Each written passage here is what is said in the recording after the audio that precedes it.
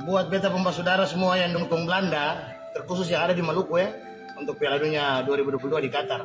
Supaya kamu harus tahu bahwa stop mengailikan paus di air tawar itu masih pernah ada. Belanda itu cuma pelengkap.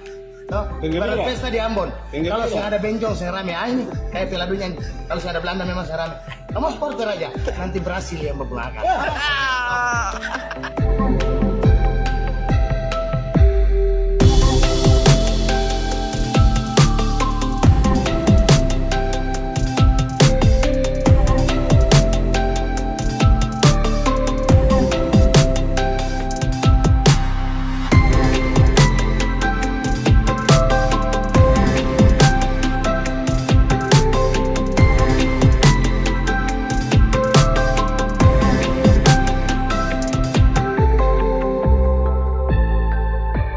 Buat beta pembasudara semua yang dukung Belanda, terkhusus yang ada di Maluku ya, untuk Piala Dunia 2022 di Qatar.